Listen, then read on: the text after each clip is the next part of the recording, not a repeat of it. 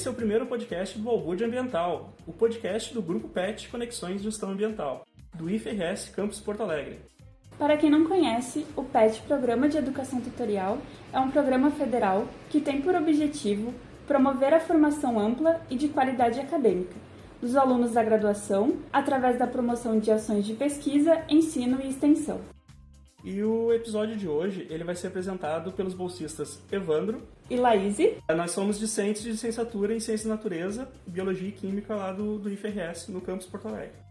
E hoje o nosso convidado é o professor Dr. Cassiano Pamplona Lisboa. Professor, obrigado por receber aqui no nosso primeiro episódio do podcast. Já te agradece aí por receber a gente, primeiramente. Eu que agradeço, uma satisfação e uma honra, né, participar do primeiro episódio. Então, se puder falar um pouquinho sobre ti, assim, pra gente, o público te conhecer. Tá, então, bom, eu sou aquela apresentação mais formal, né, licenciado em Ciências Biológicas pela URGS, e eu fiz o mestrado e o doutorado em Educação também pela URGS. Na minha trajetória formativa, eu acabei trabalhando muito com educação ambiental, inicialmente, e por causa da minha inserção na educação ambiental, acabei tendo contato com um trabalho específico com grupos de catadores de materiais recicláveis, né, que é o objeto aí do nosso encontro hoje aqui. Então, não foi planejado, né? É fruto de um itinerário formativo e profissional, de atuação profissional, e no qual assim eu tive a satisfação de conhecer, de conviver, de ser orientado pelo professor Newton Bueno Fischer, que era uma referência assim, no trabalho com catadores de materiais recicláveis aqui na cidade de Porto Alegre, né? Vinculando esse trabalho com o campo da educação. E foi com quem eu iniciei assim, essa minha também trajetória de pesquisa junto a catadores de materiais recicláveis, né? Hoje eu sou professor aqui no campus Porto Alegre, já sou professor há uns 10 anos aqui, né? Um pouco mais de 10 anos. E antes de ser professor aqui, atuei como professor substituto na URGS por 2 ocasiões e professor da rede pública estadual mais ou menos aí por uns 6 anos, tá? Então, no episódio de hoje, nós vamos conversar então sobre o tema de pesquisa da tese de doutorado do professor Cassiano, que é intitulada Itinerários de Catadores, Desencontros com o Campo Ambiental. Então, professor Cassiano, você pode nos contar um pouco sobre o desenvolvimento e as conclusões encontradas nessa tese de doutorado? Posso. Essa é uma pergunta recorrente em situações como essa e uma pergunta dificílima de ser respondida, né? Porque qualquer trabalho de pesquisa exige um tempo gigante, né? Um envolvimento grande, e traduzir isso assim em poucas palavras às vezes é bem difícil mesmo, né? Mas em linhas bem gerais, na minha tese eu procurei compreender como os catadores de materiais recicláveis se relacionavam com determinados discursos nos quais a atividade que eles desempenham e eles mesmos são ditos. Então são discursos que falam sobre reciclagem, sobre catação, sobre catadores. E eu queria entender de que forma esses discursos repercutiam ou não na vida dos catadores e permitiam a eles ou não reformular suas próprias identidades. Assim, foi mais ou menos esse o esforço.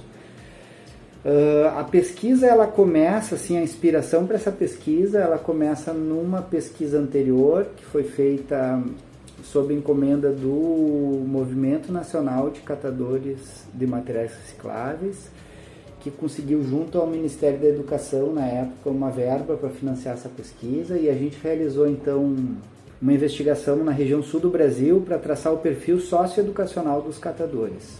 Tá? Eu trabalhei nessa pesquisa e durante mais ou menos 2 anos, e a gente produziu dados assim, socioeducacionais sobre os catadores com os quais a gente interagiu. A gente trabalhou com catadores em coletivos de catadores, né?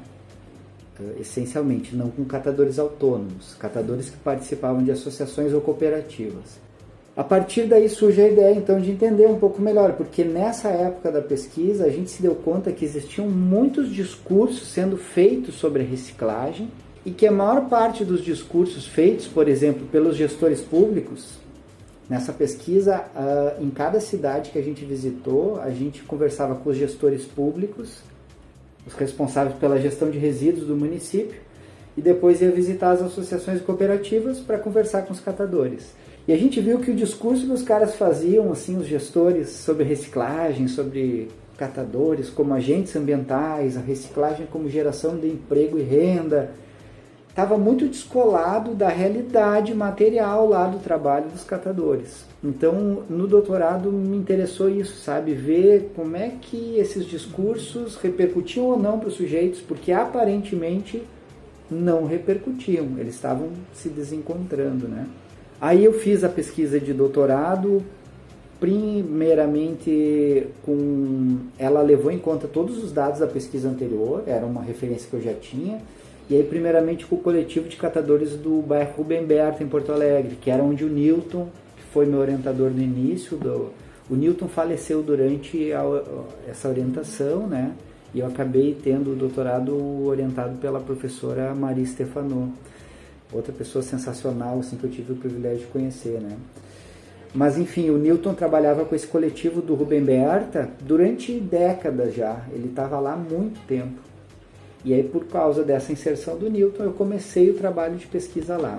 Posteriormente, eu fiquei sabendo do trabalho que estava sendo desenvolvido em Novo Hamburgo, um projeto chamado Cata Vida, que era um projeto da Prefeitura Municipal de Novo Hamburgo, em parceria com uma associação que se chama Colabore, e que tinha a participação de várias entidades assim, da própria Prefeitura, Secretaria de Desenvolvimento Social, Departamento de Economia Solidária, Departamento de Águas e Esgotos, de Infraestrutura, mas basicamente é pela Secretaria de Desenvolvimento Social e pela Diretoria de Economia Solidária, que fazia o seguinte: eles estavam, a Prefeitura de Novo Hamburgo, antes mesmo da publicação da Política Nacional de Resíduos Sólidos, que é de 2010, e que prevê a contratação de catadores para fazer a coleta do município. A política prevê isso, né? Que os catadores tenham prioridade, serem contratados pelas prefeituras, e os municípios que o fizerem vão ter prioridade no recebimento de verbas federais. Isso está na Política Nacional de Resíduos Sólidos. E aí, em 2009, um ano antes, a Prefeitura de Novo Hamburgo fez isso, contratou uma cooperativa de catadores para gerenciar os resíduos no município, que era inovador na época, assim. Então, aí eu fiquei sabendo do projeto, e fui lá conhecer o projeto e acabei que eu fiz quase toda a minha pesquisa lá em Novo Hamburgo, tá? Então esse projeto ele envolvia a capacitação dos catadores. Os catadores autônomos eram convidados a fazer parte do projeto, e para se filiarem à cooperativa eles tinham que passar por um processo de formação de 6 meses, tá? Um curso de formação que tratava basicamente sobre trabalho coletivo. Imagina, tu pega um catador que sempre trabalhou sozinho, tu tem que, né, permitir que ele entenda o que é um trabalho coletivo. E mais, pegava esse catador e fazia todo um encaminhamento junto ao CRAS, né, os Centros de Referência em Assistência Social, assim, regularizava a questão de documentos, encaminhava os filhos para as escolas, eles faziam todo um trabalho assim, de base bem interessante, capacitavam. E aí, depois dessa capacitação de 6 meses, com encontros semanais, os catadores podiam se vincular à cooperativa, e aí eles podiam trabalhar em 2 coletivos em funcionamento naquela época, 2010 até 2012, aí quando eu acompanhei as atividades do grupo, que era a central de triagem da Roselândia, do bairro Roselândia, Novo Hamburgo, que era o antigo lixão lá, aterro sanitário de Novo Hamburgo, que se esgotou a capacidade de depositar resíduos e passou a ser só um entreposto, assim, uma estação de transbordo. Todo o lixo comum de Novo Hamburgo ia para lá, e antes de ser transportado para Minas do Leão, no município de Minas do Leão, aterro da CIL, né, É uma empresa mineradora que recebe hoje o resíduo de quase todos os municípios do Rio Grande do Sul. Ele passava, antes de ser transportado para lá, o resíduo comum passa nas esteiras mecanizadas, e os catadores trabalhavam ali tentando pegar daquele lixo comum tudo que era aproveitável vender. E tinha um coletivo de catadores no centro da cidade, bem próximo onde fica o shopping center lá de Novo Hamburgo, a estação Novo Hamburgo do Transurb, né? No qual trabalhava um grupo menor de pessoas, mas daí o que eles faziam? Com carrinhos, individualmente, eles faziam itinerários pelo centro de Novo Hamburgo, coletando resíduos, levavam para o coletivo, lá eles faziam uma triagem, enfardavam o material e também vendiam. Então, assim, eu acompanhei o trabalho desse coletivo do centro e eu acompanhei uma turma do curso de formação que aconteceu no bairro Santo Afonso, porque eles estavam na época para implementar uma central de triagem lá no Santo Afonso, que é um outro bairro de Novo Hamburgo. E então, mais ou menos de acompanhamento, foram 6 meses na turma de formação e mais 1 ano no grupo do centro lá, acompanhando semanalmente as atividades. Assim, eu ia uma vez por semana, toda semana, e para entender como é que era a condição de trabalho deles, né? A relação Ficava lá deles junto com a com atividade. eles lá, vendo tudo que eles... Isso, aí tem uma questão do trabalho, né? Eu também, no início, tinha pensado em fazer no Rubem Berta, e a metodologia de trabalho que eu ia usar era de grupos de discussão. Porque no mestrado eu fiz um trabalho com migrantes, e eu usei a metodologia de grupos que eu chamei de rememoração, que era para contar a história de vida deles, e foi muito bom, deu muito certo, então eu queria usar essa metodologia. No Rubem Berta eu participei de alguns encontros onde eu pude conversar com os catadores, assim, numa dinâmica mais de grupo, mas quando eu cheguei lá em Novo Hamburgo, eu percebi que não ia dar, porque assim, era super corrido, eles chegavam no coletivo, tomavam um café e saíam. E voltavam, largavam o material e saíam. Não tinha nem tempo. Então, assim, não dava. E se eu quisesse parar o trabalho deles para fazer a discussão, não ia ser produtiva, né? Aí o que aconteceu? Eles meio que me desafiaram assim, quer saber como é que é a nossa... Vem junto então, vem, nos acompanha aí para tu saber como é. E aí eu adotei esse método, foi assim uma descoberta durante o processo de pesquisa, que é esse método de itinerância junto com eles. Eu chegava de manhã lá, tomava café com eles e eles mesmos decidiam com quem eu ia, sabe? Com quem eu ia sair. Eu saía caminhando e a gente passava o turno inteiro caminhando, conversando. E aí nessas conversas construídas nesses itinerários, eu tive acesso às informações que me interessavam, sabe? Então, para fazer a pesquisa, olha só, eu queria entender como os catadores se relacionavam com discursos que circulam sobre eles. A primeira coisa que eu precisei fazer foi caracterizar os discursos. Isso eu fiz com material que circula, né, com discursos que são publicados. E aí eu detectei pelo menos 2 matrizes discursivas diferentes. Uma matriz discursiva que eu chamei na pesquisa de ambiental, social, religiosa. Ela era uma mistura dessas 3 coisas. E uma matriz discursiva que era o discurso do Movimento Nacional dos Catadores, tá? Que era diferente, elas tinham diferenças. Na matriz ambiental, social, religiosa, o catador ele era caracterizado como um agente ambiental, como um médico do planeta, como um profeta da ecologia. Vocês estão vendo assim, esse era o discurso que circula lá. E aí eu peguei vários textos publicados, né, a partir dos quais eu fiz uma análise para caracterizar essa matriz. Era uma matriz mais própria do campo ambiental, sabe? Fazia todo esse elogio à atividade, e tinha uma coisa assim de salvar o planeta, deles denunciarem para a sociedade como um todo os males que a própria sociedade estava criando, né? O catador é um protagonista, né, nessa matriz discursiva, mas ele tinha toda essa, assim, né, revestido de um caráter redentor, um caráter próprio da matriz ambiental, social e religiosa. Na matriz do Movimento Nacional dos Catadores, o catador é um protagonista também. Mas o catador aparece como um sujeito que conseguiu vencer as dificuldades que lhes são impostas por meio do trabalho. E a valorização nessa matriz é a reciclagem como geração de trabalho e renda. Trabalho digno, sabe? Uma condição de... Então, assim, é luta por reconhecimento enquanto uma profissão, enquanto uma categoria profissional. Vocês estão vendo? Tem diferenças, né? E eu, particularmente, queria... O nome título da tese é Itinerários de Catadores Desencontros com o Campo Ambiental. Está entre parênteses, porque é encontros e desencontros. A matriz ambiental, social e religiosa caracteriza mais o discurso do campo ambiental. Mas é a que daí as descobertas assim, da pesquisa, né?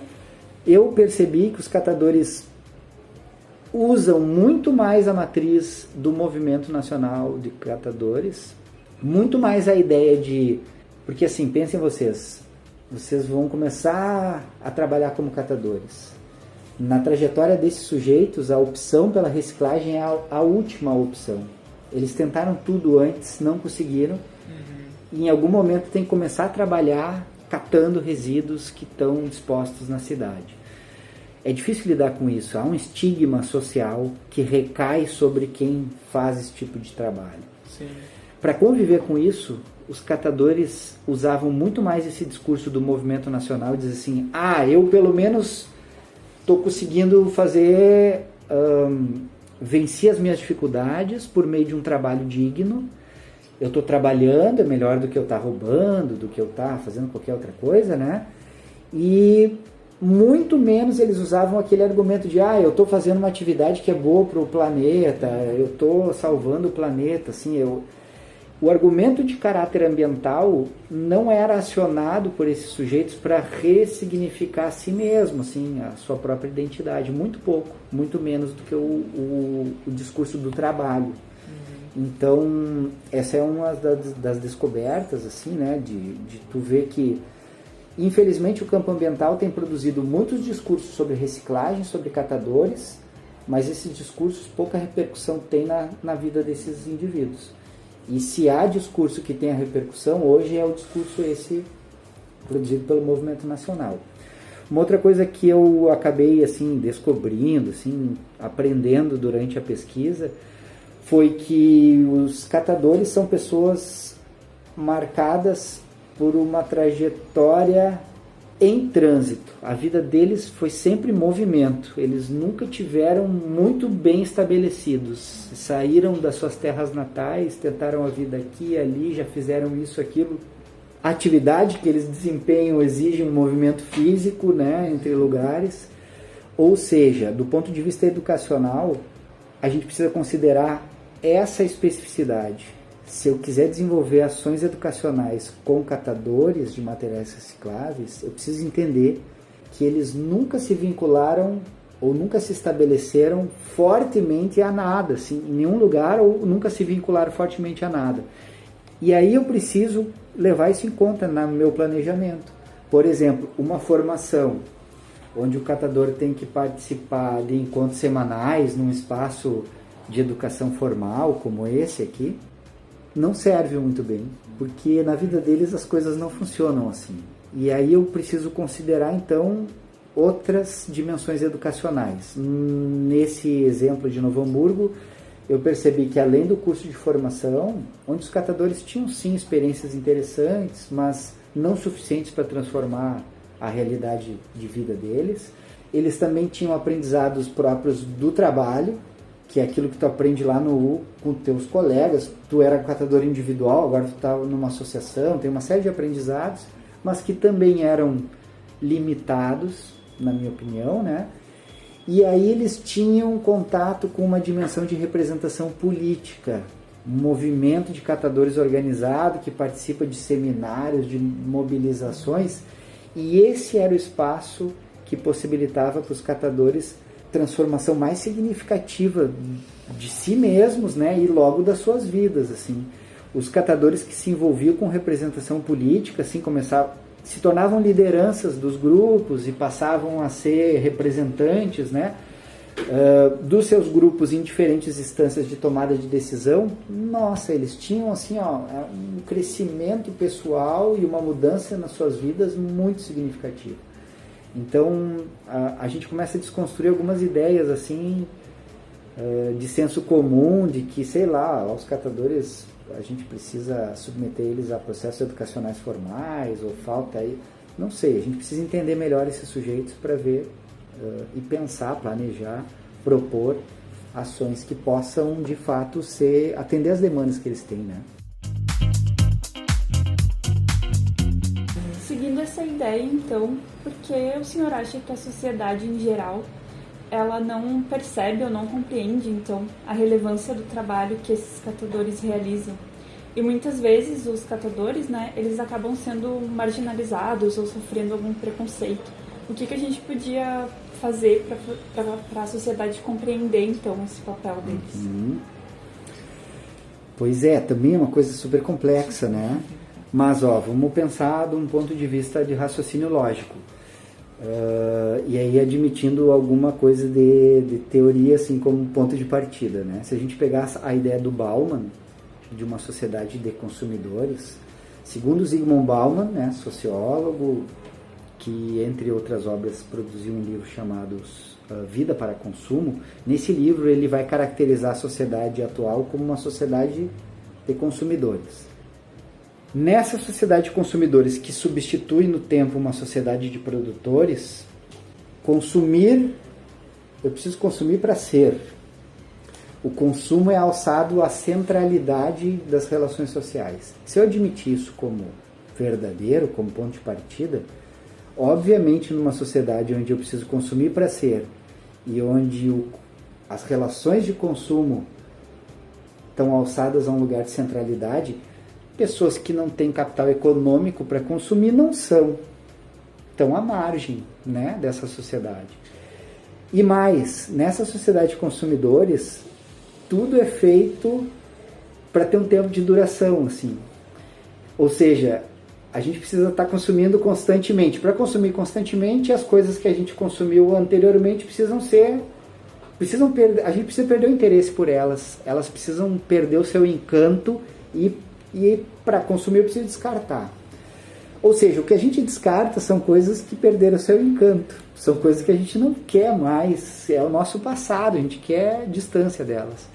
Numa sociedade onde as coisas que a gente descarta são coisas inúteis, ainda que sejam funcionais, úteis, hoje a gente descarta uma série de coisas que funcionam plenamente, tal, mas se tornaram inúteis, são signos do atraso, sei lá.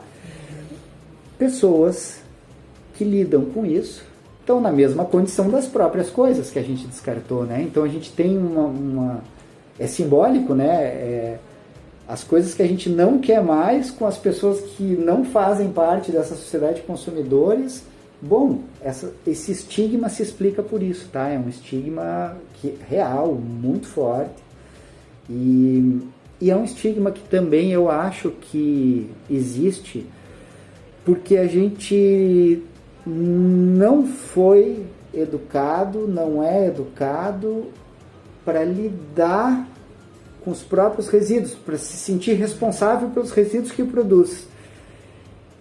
A gente quer distância, não quer nem ver e não quer nem saber para onde vai. E aí é uma das consequências, né? Tu perguntou ali por que as pessoas não sabem da importância, por que não reconhecem a importância do trabalho, por que não reconhecem o problema da ausência desse trabalho. Então, assim, se eu não sei para onde vai o meu resíduo, a maioria das pessoas não sabe para onde vai o seu resíduo. Ela bota lá o resíduo na frente de casa, bota na lixeira, se mora num condomínio, enfim, e não sabe o que acontece com ele.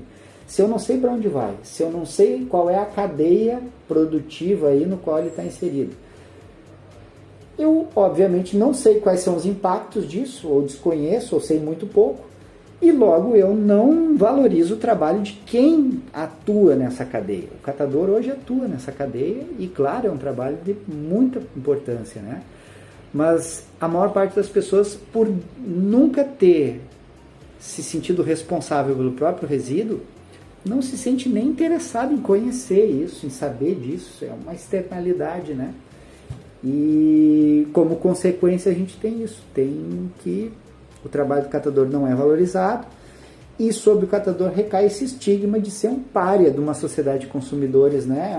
É um sujeito que não é, ele nem é um indivíduo quase. As pessoas acham, sei lá, que são drogados, que são... que atrapalham a nossa vida, são pessoas feias, sujas, que atrapalham o trânsito. Exato. Entende? Recai sobre o catador todo esse estigma que é próprio e faz parte de uma sociedade onde não é só eu preciso consumir para ser. Quanto mais eu consumir, quanto maior o meu poder aquisitivo, mais eu sou. Então existe uma hierarquia dos seres. E aí, claro, os catadores hoje estão na última escala dessa hierarquia, que é arbitrária, que é imaginária, mas que hoje é hegemônica, se tornou dominante, né? Às vezes até a pessoa pensa assim, como eu separo meu lixo, eu posso consumir um pouco mais porque eu estou fazendo a minha parte. Então acaba comprando mais coisas, mas veio uma caixa, mas eu vou jogar no lixo e vai ser reciclado. Mas nem tudo que se coloca no lixo ali do reciclável, do resíduo, acaba sendo de fato reciclado. A menor parte, né? A menor parte. Assim, eu não tenho dados atuais, mas assim, só para a gente ter uma ideia. Na época que eu fiz ali a pesquisa, 2012 mais ou menos, tá?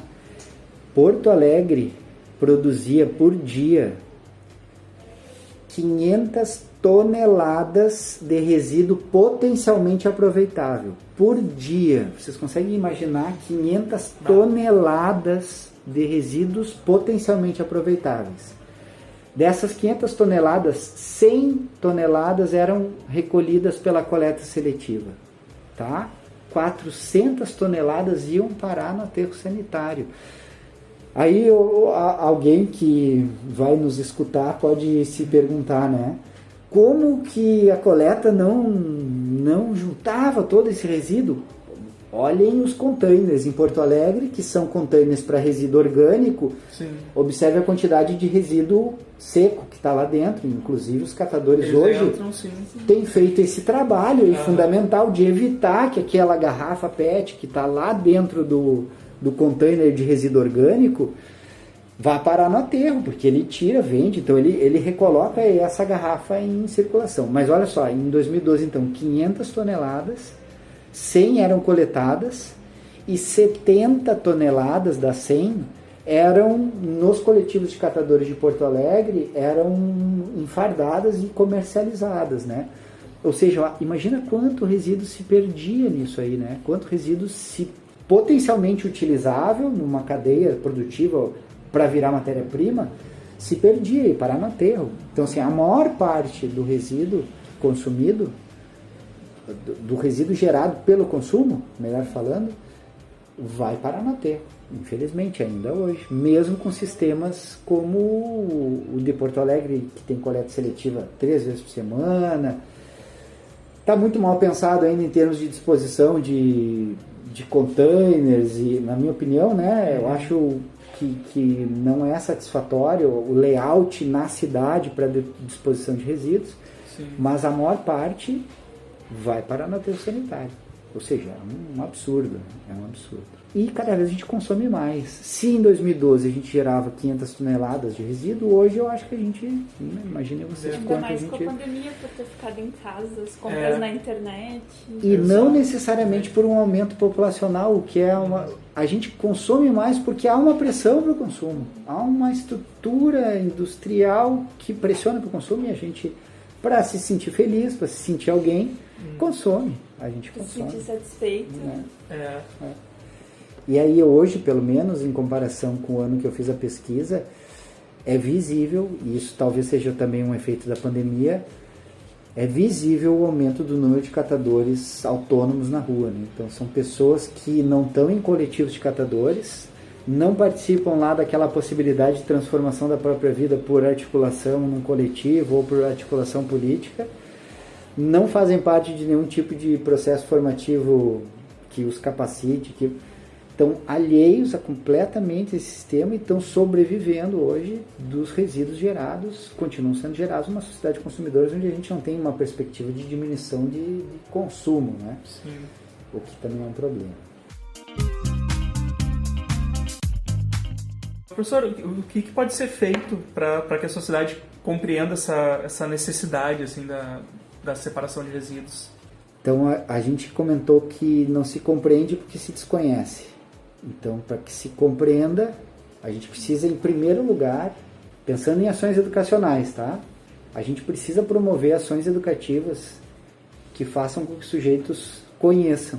Conheçam não só como objeto de conhecimento, assim, lá na escola, no quadro negro, assim, mas conheçam a partir da sua própria experiência de vida. Conheçam a experiência, a realidade, as condições de trabalho, por exemplo, de coletivos de catadores. Conheçam um aterro sanitário. Conheçam quais são as etapas dessa cadeia produtiva. Isso é fundamental, né? A gente precisa...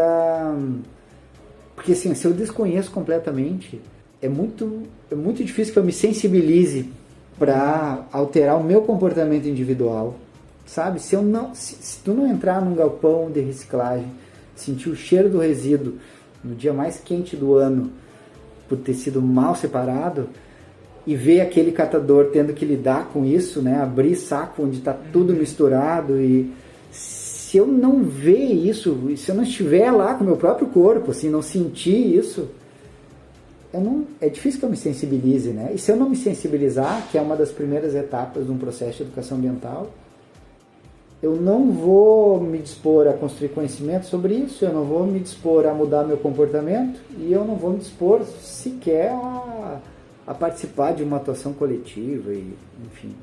Acho que isso é uma primeira etapa, assim, né, do ponto de vista educacional, que se possibilite que os sujeitos conheçam um pouco mais a realidade da gestão de resíduos, porque há o discurso, aí volto lá para a tese, né, há o discurso, que é muito bonito. Porto Alegre tem coleta seletiva, é uma das primeiras cidades do Brasil que implementou coleta seletiva. O discurso é bonito, a história contada assim aparentemente é bonita. A realidade do catador não mudou quase nada nesse tempo todo. Então, se eu não conhecer essa realidade, eu fico seduzido pelo discurso e não mudo meu comportamento. Uma segunda coisa que precisa existir para a gente mudar um pouco, assim, não só a percepção da sociedade, mas o engajamento da sociedade. Uma coisa é mudar a percepção. Talvez seja mais fácil mudar a percepção. Mas a gente precisa que as pessoas se engajem, né? Que separem seus resíduos, que repensem seu consumo, enfim. E aí a gente precisa de algumas coisas estruturais, eu acho, tá? Que faltam. A gente precisa de um sistema de coleta muito bem pensado, planejado e eficiente. A gente tem um sistema de coleta seletiva, mas, por exemplo, a disposição dos containers não é a mais inteligente na cidade de Porto Alegre. Se eu quiser botar uma garrafa de plástico lá, tomei uma água na rua, eu tenho dificuldade de saber onde que eu coloco. Naquela lixeirinha pequenininha, cor de laranja, que eu não sei para onde vai, no container, o que eu faço? Levo para casa? Enfim. A gente precisa de uma estrutura melhor, a gente precisa de incentivo em algum nível, tá? Incentivo mesmo para o sujeito optar por consumir menos produtos descartáveis, ele precisa de um incentivo para isso. Hoje, tu é incentivado a usar mais descartáveis, e se tu não quiser usar, tu é penalizado.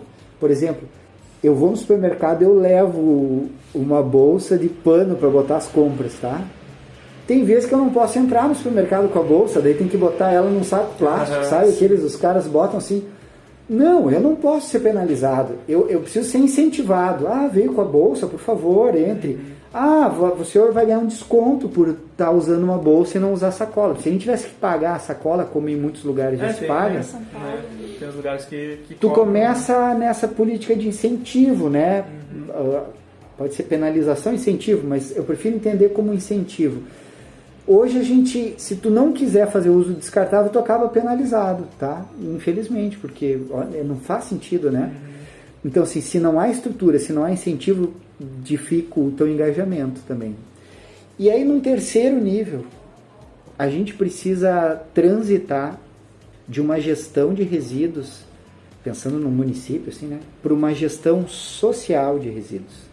A gente precisa envolver a comunidade na gestão, nas tomadas de decisão, nos encaminhamentos. Ninguém sequer se responsabiliza pelo próprio resíduo que produz. Imagina se a pessoa vai querer participar de tomada de decisão no que se refere a uma gestão, mas enquanto a gente não gerir um município do qual a gente é habitante em conjunto, enquanto eu não participar disso, o que eu espero, né? Se eu não participar de políticas de mobilidade urbana, se eu não participar de discussões e tomadas de decisão sobre gestão de resíduo, sobre matriz energética, enfim, sobre todas as coisas, dificilmente a gente vai conseguir mudar o rumo das coisas, né? E aí, talvez, num nível assim, mais utópico e mais importante, definitivamente a gente precisa repensar consumo. Isso tudo é muito interessante, precisa ser feito, a gente precisa sensibilizar as pessoas para valorizar a importância da separação de resíduos, precisa educar para que separem, para que façam a compostagem do seu resíduo orgânico, né? Isso é super importante, fácil de fazer e pouca gente faz. A gente precisa ter uma estrutura boa para que isso funcione melhor, a gente precisa ter melhores condições de trabalho e de renda dos catadores, a gente precisa participar da gestão dos resíduos, mas não basta se a gente continuar na lógica de consumir para sempre, porque cada vez mais não vai funcionar. Então a gente também precisa repensar consumo, e aí sim é uma questão desafiadora, muito difícil nessa sociedade de consumidores e que tem uma implicação direta no trabalho do próprio catador, né? Pense, se a gente começar a consumir menos, se a gente repensar consumo, a gente vai gerar menos resíduo, vai ter menos matéria-prima por aqui eles trabalhem, menor a renda deles, e bom, e aí como é que fica? Bom, aí a gente tem que pensar inclusive a condição do catador como transitória numa sociedade que está se repensando, né? O que eu vejo é que a gente não repensa em nenhum nível quase isso, e pouca coisa é feita, né? Inclusive nos níveis mais básicos, que seriam o da sensibilização ali. Pouca coisa é feita nesse sentido.